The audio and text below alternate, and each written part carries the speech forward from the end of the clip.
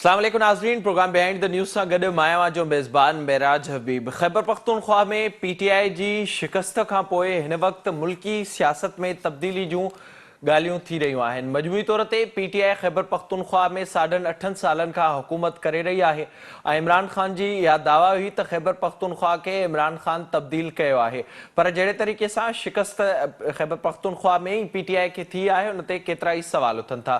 कल वज़ीर आज़म इमरान ख़ान पंहिंजे ट्वीट में इन ॻाल्हि जी तस्दीक कई ऐं त हुन पारां जेको टिकटुनि वारो मामिलो हो उहो वॾो सबबु बणियो आहे ख़ैबर पख्तूनख्वा जे चूंडुनि में पीटीआई जे हार जो। अॼु जेका रिपोर्ट वज़ीर आज़म इमरान ख़ान खे पेश कई वई आहे उन में इन ॻाल्हि जी हिकु भेरो ॿीहर तस्दीक कई वई आहे त डिप्टी स्पीकर असद कैसर, परवेज़ खटक, महमूद ख़ान इन्हनि सभिनी पारां पंहिंजा नवाज़ी जे करे उते जेके माण्हू बीहारिया विया उन्हनि माण्हुनि जे करे ख़ैबर पख्तूनख्वा में पीटीआई हारायो आहे। उते ज़िलई तोड़े हेठी सतह ते जेके बि पाकिस्तान तहरीक इंसाफ़ जा अॻुवाण हुआ उन्हनि पारां मुखालफ़त कई वई ऐं जेके हुकूमत में वेठल अहम उहिदनि ते जेके वज़ीर आहिनि उन्हनि जे वेझनि खे टिकटूं ॾियण वारे मामले तां पीटीआई हारायो आहे। जिते हिकु पासे इन ॻाल्हि जो ज़िक्र थिए पियो त ॿिए पासे पीटीआई इन ॻाल्हि जी बि तस्दीक कई आहे त महांगाई सबबु ऐं परफॉर्मेंस सबबु बि पीटीआई खे ख़ैबर पख्तूनख्वा जे अवाम पारां शिकस्त ॾिनी वई आहे। पाण इन सॼे मामले जे हवाले सां बि ॻाल्हाईंदासीं ऐं गॾोगॾु हिकु भेरो ॿीहर जेका मुल्क अंदरि सियासी तब्दीली जी ॻाल्हि हले पई ऐं ऑप्शन्स ते गौर थिए पियो उन ते बि पाण प्रोग्राम में ॻाल्हाईंदासीं। सभ खां पहिरियां ॾिसूं था वॾी अॻूणे सदर आसिफ अली ज़रदारी पारां छा चयो वियो अचो तर्जुमो। आसिफ अली ज़रदारी जी ॻाल्हि ॿुल अवां ॿुधी जेको सिधो सौ इस्टेब्लिशमेंट ॾांहुं इहो पैगाम पहुचाए थो त पहिरियां हिन खे कढियो पोइ ॻाल्हियुनि लाइ अचो। उन सां गॾोगॾु हिन वक़्तु मुसलसल इहा कोशिश नून लीग पारां बि थिए पई, मरियम नवाज़ पारां बि इन ॻाल्हि जो ज़िक्र कयो वियो आहे त जेतिरो जल्दी थी सघे हिन हुकूमत खे घर भेड़ो करणु घुर्जे। मौलाना फज़लुर रहमान अॼु इन ॻाल्हि जी तस्दीक कई आहे त ख़ैबर पख्तूनख्वा जी चूंडुनि जी कामयाबी जो हिकु वॾो सबबु रुकावट पैदा न करणो, यानी कि इस्टेब्लिशमेंट ख़ैबर पख्तूनख्वा में JUI खे रस्तो ॾिनो त ख़ैबर पख्तूनख्वा में JUI नतीजा बि ॾेखारिया आहिनि। इस्लामाबाद में हिन वक़्तु मुख़्तलिफ़ जिन ऑप्शन्स ते गौर थिए पियो उन में हिकु गॾियल हुकूमत जी राय बि साम्हूं अचे पई। नवाज़ शरीफ़ जूं कोशिशूं बि पंहिंजे तौर ते हिन वक़्तु जारी आहिनि त पीपल्स पार्टी बि कोशिशूं करे पई। हिन सभिनी मामलनि ते पाण ज़िक्र कंदासीं। मूंखे जिन महिमान जॉइन कयो उन्हनि जो तारीफ़ अवां सां कराईंदा हलूं। मूंसां गॾु इस्लामाबाद मां वीडियो लिंक ज़रिए मौजूदु आहिनि सीनियर सहाफ़ी ऐं तजनिगार सिद्दीक़ साजिद साहब। सिद्दीक़ साहब, thank you so much for joining. ऐं ॿिए पासे मूंखे फोन लाइन पे ज्वाइन किया है सीनियर सहाफ़ी एंड तजनिगार शाहीन कुरैशी साहब। शाहीन साहब, आपका भी बहुत शुक्रिया प्रोग्राम में ज्वाइन करने के लिए। सिद्दीक साहब, सबसे पहले तो ये बताइएगा जो फाइंडिंग्स सामने आई हैं खैबर पख्तूनख्वा में पीटीआई की शिकस्त के हवाले से, उसकी मजमूई तौर पर तफसीलात क्या हैं? बहुत शुक्रिया मिराज साहब। तफसील उसकी यही है, अकरबा परवरी और दोस्तों को नवाजना, बरादरी को नवाजना। और इमरान खान साहब उस मरूसी सियासत के ऊपर हमेशा तनकीद करते थे, यकसर नजर आई है यहाँ पे।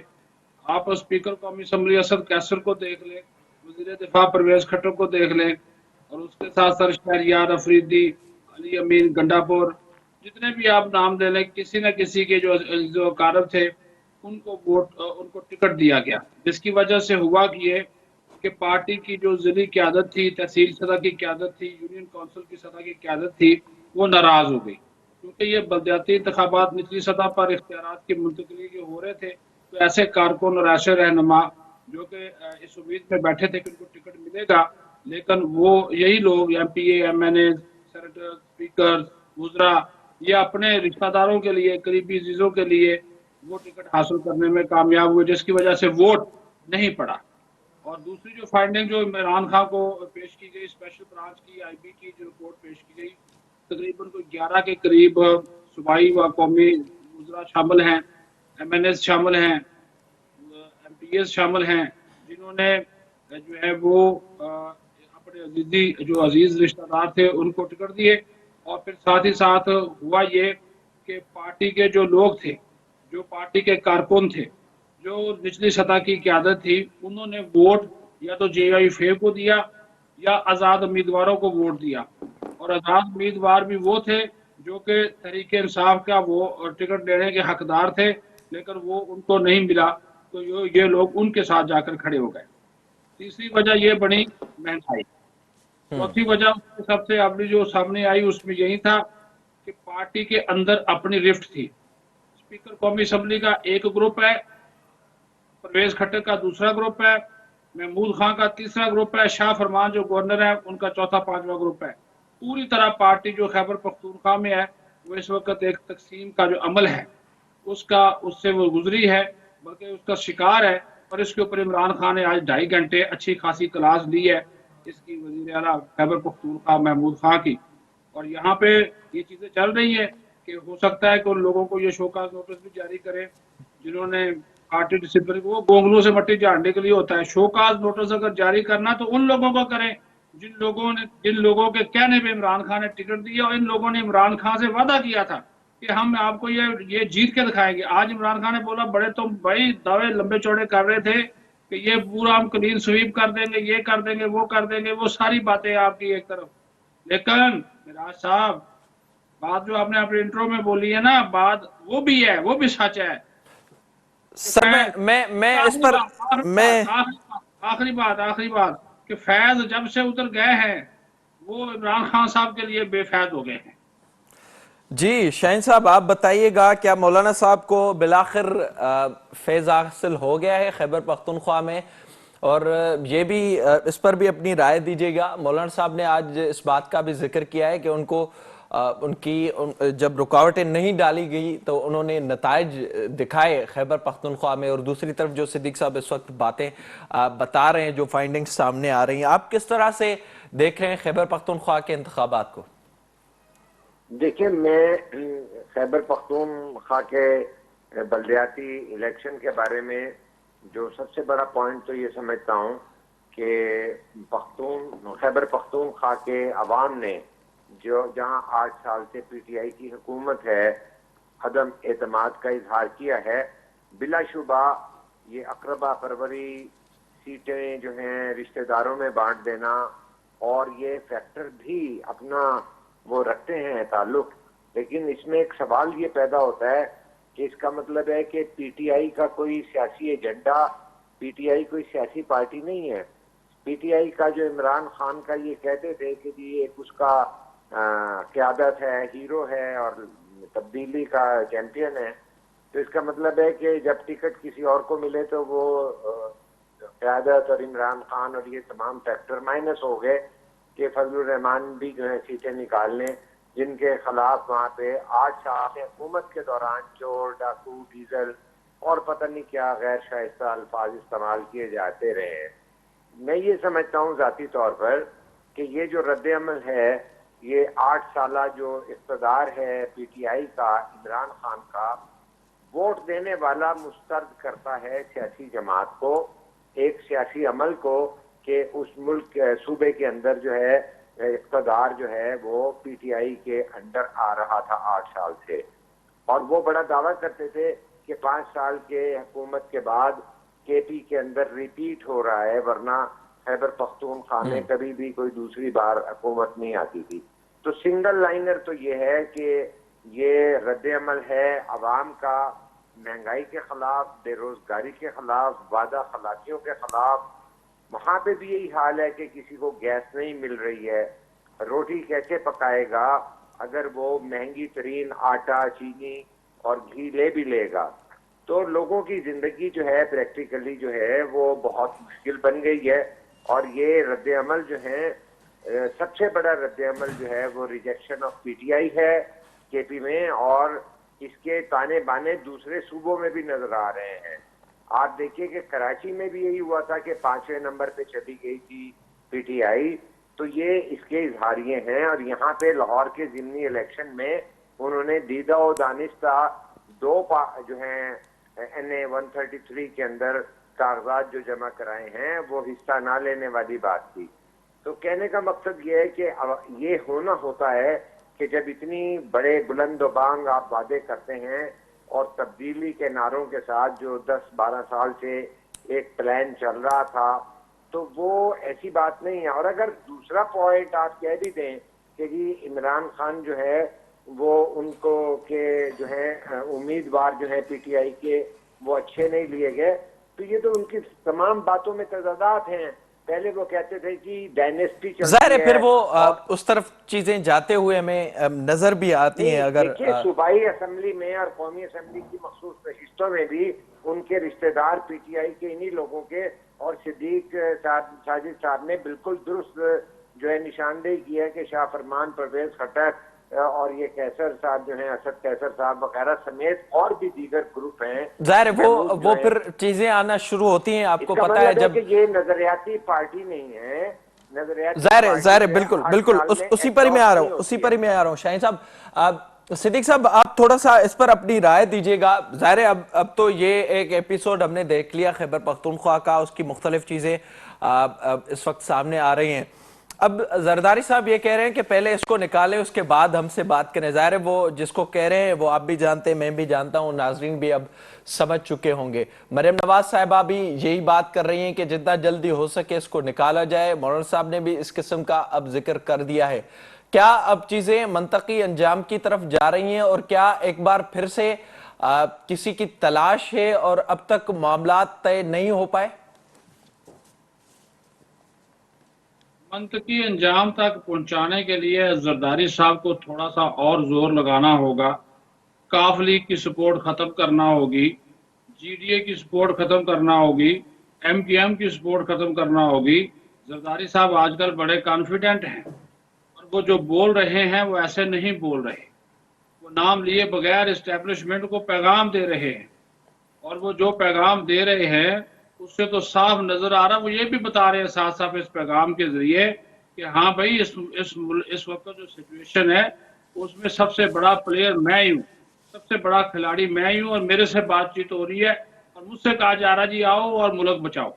ऐसी बात नहीं है। बात और लोगों से भी हो रही है, नवाज शरीफ से भी हो रही है, शहबाज शरीफ से भी हो रही है और इत्तेहादियों से भी हो रही है। अब प्रॉब्लम ये है जो आपने सवाल किया उसके ऊपर सीधा साधा वहां पे आ जाता हूँ। मुझे एक बात सीधा बताइए कि दो तीन ऑप्शंस हैं। इमरान खान खुद असम्बलियां तोड़े, प्रेसिडेंट से कह दे कि जनाब ये मैं, या प्रेसिडेंट महसूस करे कि इमरान खान एतमाद का वोट खो चुके हैं तो और वो उसको कहे कि एतमाद का वोट ले, नंबर एक। नंबर दो कि इमरान खान खुद कहे कि जनाब आप मैं असम्बलियां तोड़ रहा हूँ, एडवाइस भेज रहा हूँ, नए इंतखाबात करवाए जाए। नंबर तीन तरीके अदम एतमाद अपोजिशन लेता है। ये आईनी रास्ते में बता रहा हूँ, इस वक्त तो माशाल्लाह नहीं है ना जी। तो ये तीनों आईनी रास्ते हैं। सर, पर एक और हकीकत सिद्दीक साहब, आप ये बताइएगा, क्या इस वक्त आप समझते हैं कि जो मुआशी सूरत हाल है और जिस तरह के चैलेंजेस सामने, और ज़ाहिर है जिस तरह से तकरीबन 4 सालों से सूरत हाल रही है, तो उसके बाद अपोजिशन अदम एतमाद की कोशिश भी करेगी कि वो आकर बैठे, या फिर ऐसे ही चलने दें जब तक उनकी बात अब नहीं मानी जाती, क्योंकि ऑप्शन तो नजर नहीं आ रहा है इस वक्त भी। हाँ बिल्कुल, ये बात उन्होंने कही है। ये जो अपना पीपल्स पार्टी के एक रहनुमा है, सेनेटर है खोखर, मुस्तफा नवाज खोखर, 3 साल जाया किए हमने अवाम को, ठीक कह रहा है। अभी भी आप देखें मिराज साहब, ये नंबर्स गेम को आप नोट करें ना, 155 56 हैं अपोजिशन के और उधर 178 हैं। आपको कम से कम 14-15 लोग जो है वो 16 लोग जो हैं वो साथ मिलाने हैं। वो ऐसी सूरत में होगा काफली साथ छोड़े, एमपीएम छोड़े, बाप वाले छोड़े, जीडीए वाले छोड़े, कम से कम 2-3 जमातें साथ छोड़े तभी होगा। ये ऐसे नहीं होगा। दूसरी बात जो मैं आपको बात करूं, जरदारी साहब जो कह रहे हैं इनसे जान छुड़ाएं, अभी जान छुड़ाने के लिए एक कोशिश ये भी हो सकती है। अभी तो आप लेटेस्ट गवर्नमेंट ने एक नया यूटर्न लिया है ना कि अभी उनको पता है कि हमने मिनी बजट पास करवाना है, आईएमएफ से उसकी डिमांड है और वो कौमी असम्बली का इजलास आज से शुरू हो चुका है, वो कौमी असम्बली से हुकूमत ने पास कराना है। लेकिन इसके बावजूद ये इतलात हैं कि मिनी बजट पास नहीं होगा और जो लोग किसी फैज के कहने में आ जाते थे अब वो नहीं आ रहे। तो वो हुकूमत अब सोच रही है कि उस मिनी बजट को ऑर्डिनेंस के जरिए नाफज किया जाए, तो कम से कम 120 दिनों के लिए तो हो जाएगा। दूसरी जो चीजें चल रही है ना मेरा साहब, ये खान साहब जो हैं, इससे खौफ और एक डर भी है बहुत से लोगों को, खासकर इस्टेब्लिशमेंट को, कि ये इस किस्म का रिएक्ट ही ना कर दे कि कहीं वो कोई और ही काम ना उनको शुरू हो जाए। ये बातें भी है क्योंकि वो खान साहब जो है ना वो है इस किस्म के जाहिर है वो महसूस अपोजिशन। होता है जाहिर तौर पर फैसलों से और चीजों से। आप बात कर रहे थे ना मौलाना फजल रहमान की, ये देखें, इस्टेब्लिशमेंट ने ये किया, नई इस्टेब्लिशमेंट ने ये किया कि आते ही आते ही एक इत्मीनान बहाल किया। किसके साथ? अपोजिशन की तमाम जमातों के साथ, जिसको कहा जाता है कॉन्फिडेंस बिल्डिंग मेजर। दो इंतखाबात हुए ना पंजाब में, आपने देखा पीपल्स पार्टी मुर्दा थी, उसको थोड़ी सी उसने जान डाली। खानेवाल के इलेक्शन में 10,000 वोट ले लिए, लाहौर के जिमनी इलेक्शन में 32,000 वोट ले लिए। सीटें दोनों नून लीग ने जीती। खैबर पख्तूनख्वा में मौलाना के अंदर जान डाली। और मौलाना मौलाना ये मैं आपके प्रोग्राम में मैंने बोला था, 2 से 2.5 घंटे मुलाकात हुई है एक अहम शख्सियत से मौलाना की, इन इंतखाबात से पहले हुई है। और जो मौलाना ने स्पेस देने की बात की ना, स्पेस बिल्कुल दी गई है। एक बकायदा लेटर इशू किया गया था कि बगैर इजाजत के अब कोई किसी से नहीं मिलेगा। वो किसी खास के लिए लेटर था, आप भी समझते हैं। और उसके बाद उन्होंने कहा, अब ये जो आपने नुक्ता उठाया है, सबसे बड़ी बात यही है, इस वक्त जिस माशी बुहरान में हम फंसे हुए हैं, ज़ाहिर इस, है इस सूरत हाल में सियासी जमातें भी इस वक्त सोच रही हैं। शाहीन साहब, आपकी इस पर राय चाहूंगा। सिद्दीक साहब ने जैसे तफसीलन सूरत हाल बताई। पहले हम देखते थे ज़ाहिर मुख्तलिफ अदवार में ऑप्शंस की बात होती थी। अब तो नून लीग अपनी तरफ से कुछ बातें कर रही है, जरदारी साहब अपनी तरफ से बातें कर रहे हैं, और इस हुकूमत का हाल आपके सामने है। क्या अब भी उसी तरह से ऑप्शन की तलाश है, और क्या आप समझते हैं कि बहैसियत सियासी जमातें कोई अपना किरदार भी अदा कर सकेंगी कि इस मुल्क में जो ख्वाब है एक जमहूरियत के हवाले से, आइन की बालादस्ती के हवाले से, आइन की हुक्मरानी के हवाले से, उसको मनवाने में कोई किरदार अदा कर सके अपोजिशन? देखिए जी, मैं अपोजिशन की सियासत को जो है इस तरह से समझता हूँ, बिलखसूस नून लीग जो वोट की इज्जत और नजरियात की बात, इवन मुझे बाज़ दफा हंसी आती है कि शायद खाकान अब्बासी भी जो है नजरियात की बात करते हैं कि हम नजरियाती लोग हैं। तो मैं ये समझता हूँ कि ये पावर पॉलिटिक्स है अपोजिशन की, चाहे वो नून लीग कर रही है, चाहे वो पाकिस्तान पीपल्स पार्टी कर रही है, चाहे मौलाना फजलुर रहमान साहब कर रहे हैं। मुलाकातें भी करते हैं और पहला आज़ादी मार्च वापस भी लेकर चले जाते हैं जब परवेज इलाही के जरिए इन्हें मैसेज दिया जाता है। तो कहने का मकसद है कि आज भी कोई मुल्क के अंदर नजरियाती सियासी अमल नहीं हो रहा और पावर पॉलिटिक्स हो रही है उस सिचुएशन में कि जब इस्टेब्लिशमेंट जो है ट्रैप हुई भी है, बड़ी मुश्किल सूरत हाल के अंदर है रियासत के। एक तरफ जो है एब्सोल्युटली नॉट के बाद की जो सूरत हाल पैदा हुई थी, उसके ऊपर सोने पे सुहागा इक्तिसादी बदहाली और IMF की जो है डिक्टेशन। और मैं ये समझता हूँ कि एब्सोल्युटली नॉट के बाद IMF की शराइत का मजीद सख्त हो जाना भी जो एक रियलिटी है, क्योंकि पाकिस्तान की जो इस्टेब्लिशमेंट है वो आलमी इस्टेब्लिशमेंट के साथ बिल्कुल मिल के चलती है और वो अफोर्ड नहीं कर सकते। इतना बड़ा इंटरेस्ट ग्रुप है हमारा इस्टेब्लिशमेंट का कि वो एब्सोल्युटली नॉट कह सकें। पाकिस्तान की इस्टेब्लिशमेंट कभी एब्सोल्युटली नॉट नहीं कह सकती। ये हमेशा जो है अकोमोडेट करते रहे हैं, जहाज से लेकर मुशर्रफ वाले प्लान तक ये मिलजुल के इस्टेब्लिशमेंट के साथ चलती हैं, इंटरनेशनल इस्टेब्लिशमेंट के साथ।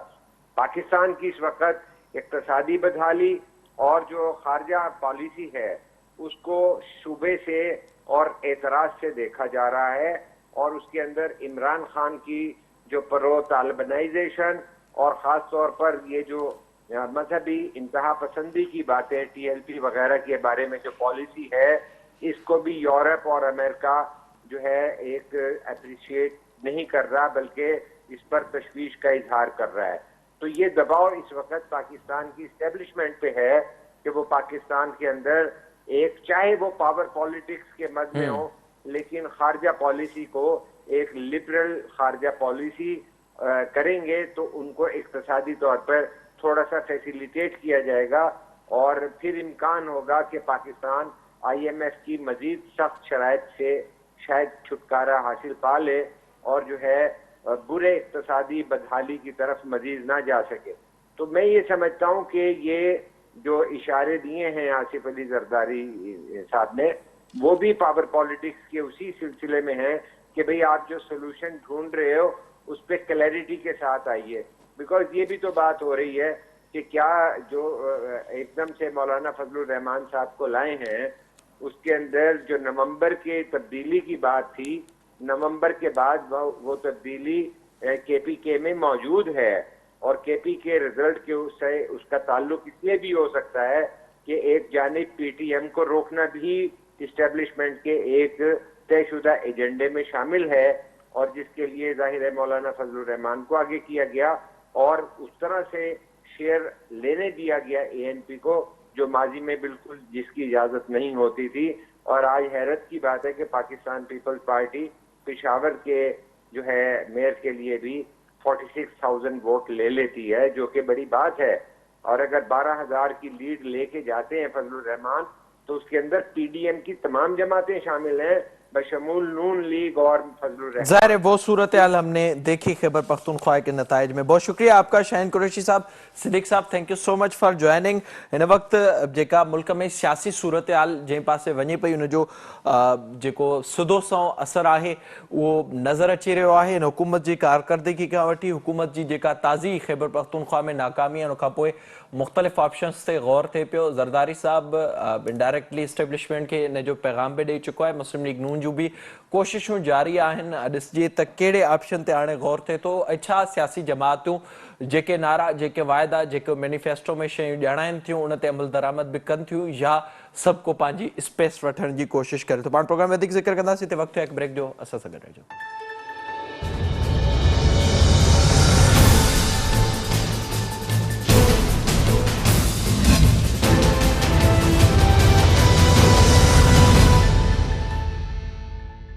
प्रोग्राम में एक भेरो ॿीहर भलीकार हिन हिस्से में पाण ज़िक्र कंदासीं सिंध में पाणी जी खोट जे हवाले सां। गुज़िरियल केतिरे ई अरसे खां सिंध में पाणी जी खोट बरक़रार आहे। हर साल सिंध इन ते एतिराज़ करे थो त सिंध अंदरि पाणी जी खोट आहे ऐं जेको बुनियादी तौर ते कानून तहत सिंध खे 91 ठाह तहत जेतिरो हिसो मिलणु घुरिजे उहो नथो ॾिनो वञे।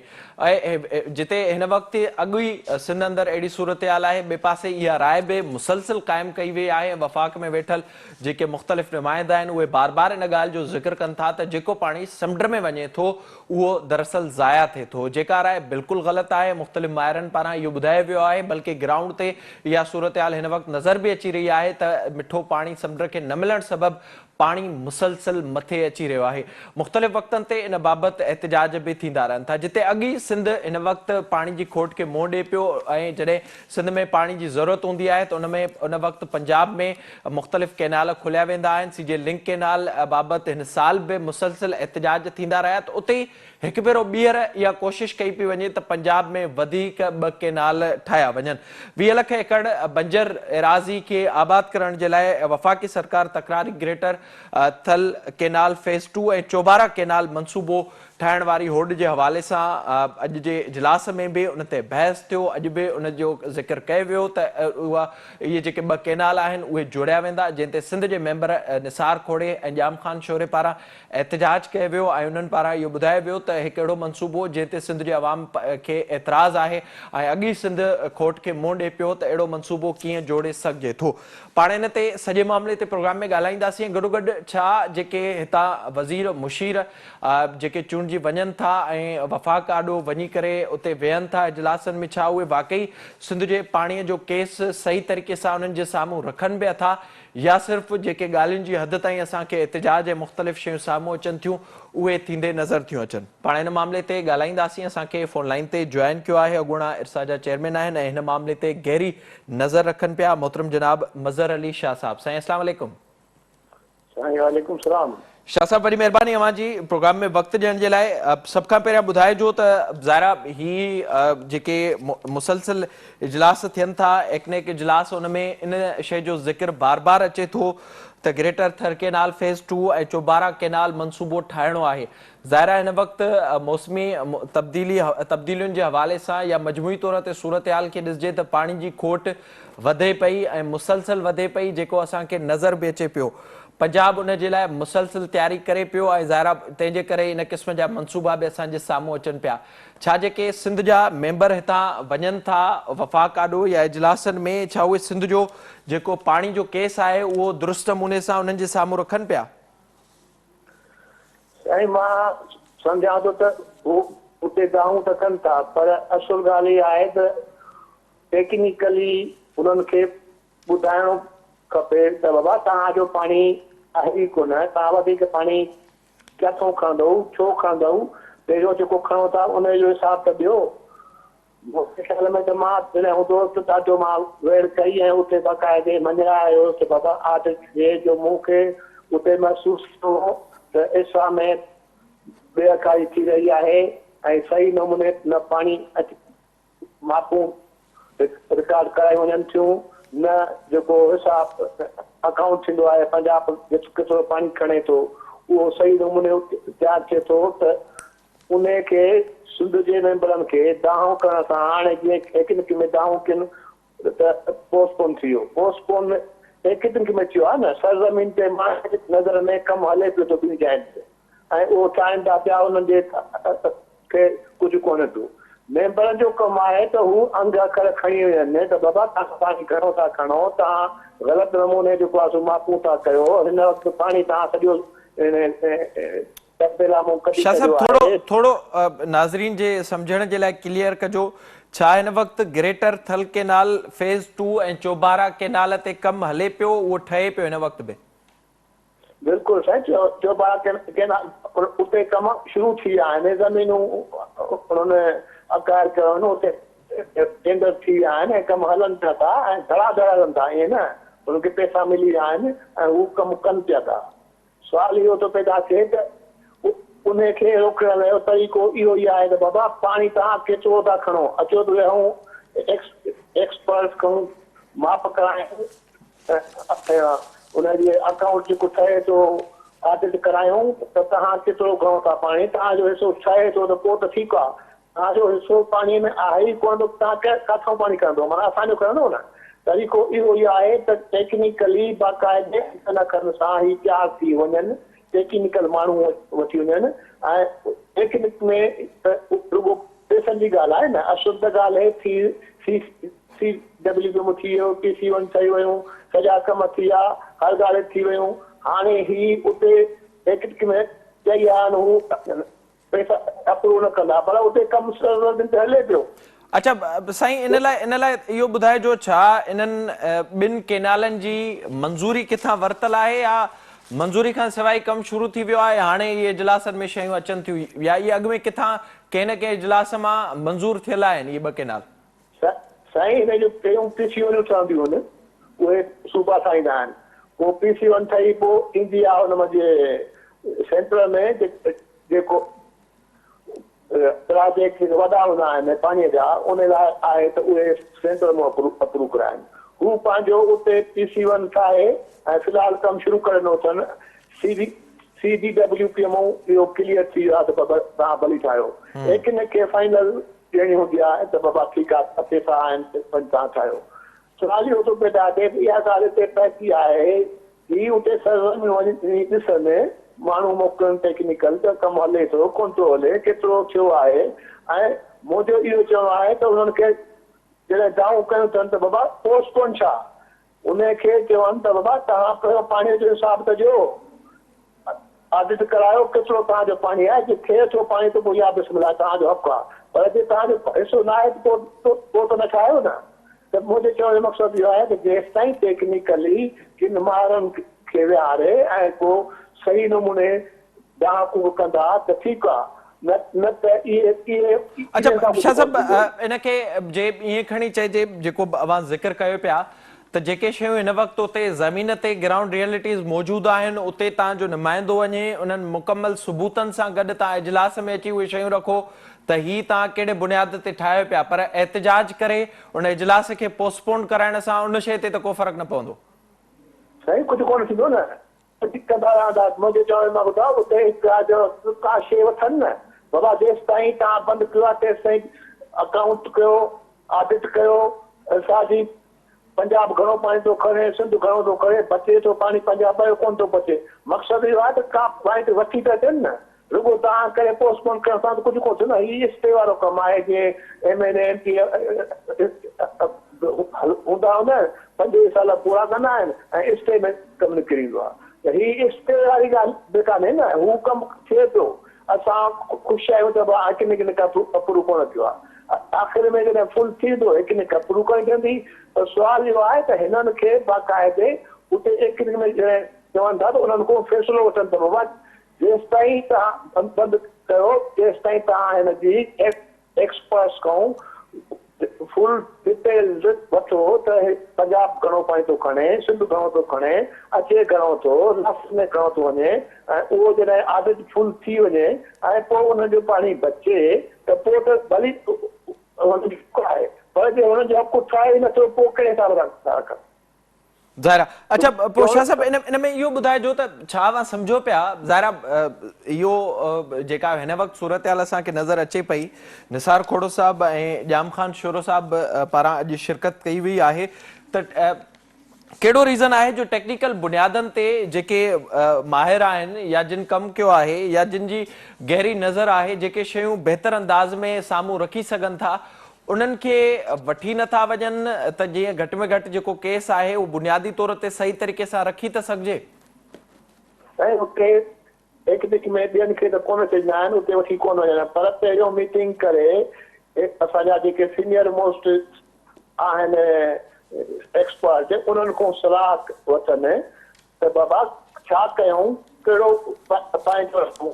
चवण जो मक़सदु इहो मां 9 साल उते रहियो आहियां, 9 ई साल दाऊं कंदो रहियोसि त बाबा पाणी घणो था खणो, टेलीमेट्री सही नमूने लॻायो, रुॻो सिंध जेके न वठो, हू असांखे चोर कयूं था आहिनि, हू पहिरियां टूअ ते पाणी ॾियण में करे असां रुॻो उनखे चिबिड़ी पिया आहियूं, असुल हू पंहिंजो कमु कंदा वञनि पिया, केनाल ठाहिनि पिया, इहे त ज़ाहिर था थियनि। आख़िर में केतिरा अहिड़ा आहिनि जेके हुननि लिंक केनाल मां केनाल कढी छॾिया आहिनि, उहे असांखे ख़बरूं पोइ ईंदा ई कोन्हनि खे, अलाए छा छा कयो अथनि।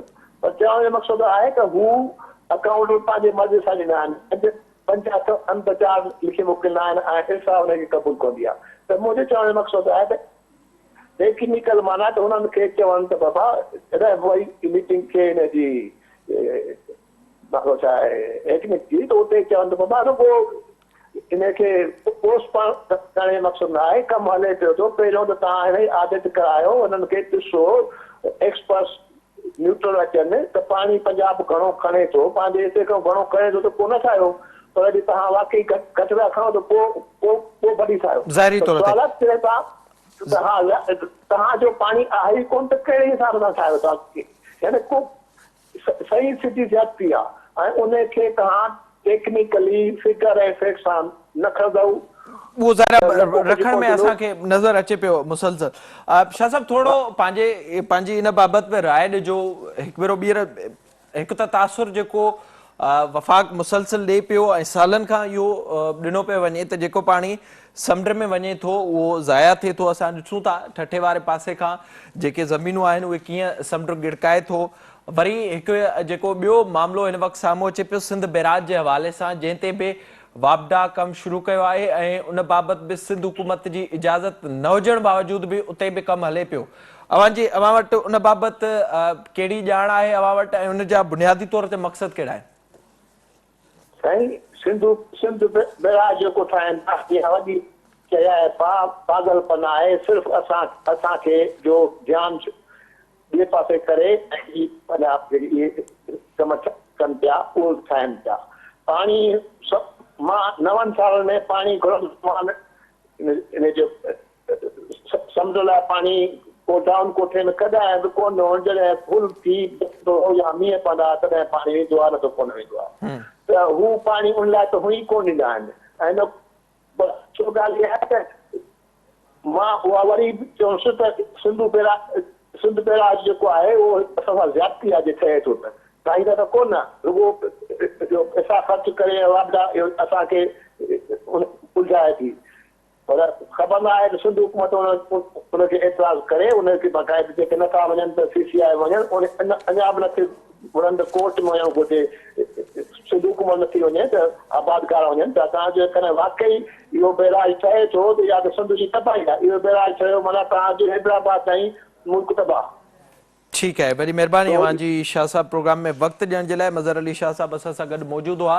अॼु एक्नेक जो इजलास थियो जंहिंमें ग्रेटर थल केनाल फेज़ 2 ऐं चोबारा केनाल मंसूबे बाबति ज़िक्र थियो, पर जीअं शाह साहब ॿुधायो त उन्हनि ॿिन्ही केनालनि ते गुज़िरियल केतिरे अरसे खां कमु शुरू थी चुको आहे ऐं उहे ग्राउंड ते हिन वक़्तु उन्हनि ते कमु थिए पियो। जेके बि सिंध जा हितां वज़ीर मुशीर नुमाइंदा वञनि था इजलासनि में, उहे टेक्निकली शयूं सबूत खणी नथा वञनि।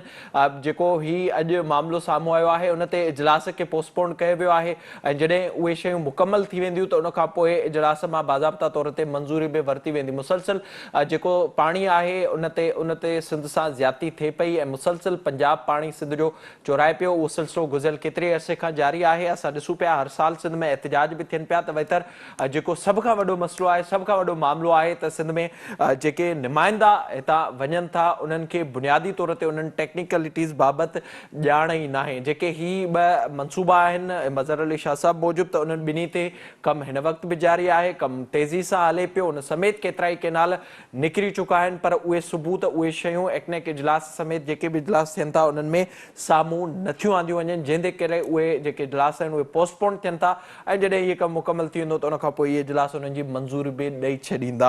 इन सां प्रोग्राम जो वक़्तु पंहिंजी पुॼाणी थो पहुतो। पंहिंजे मेज़बान मेराज खे ॾींदा इजाज़त। तलावाई।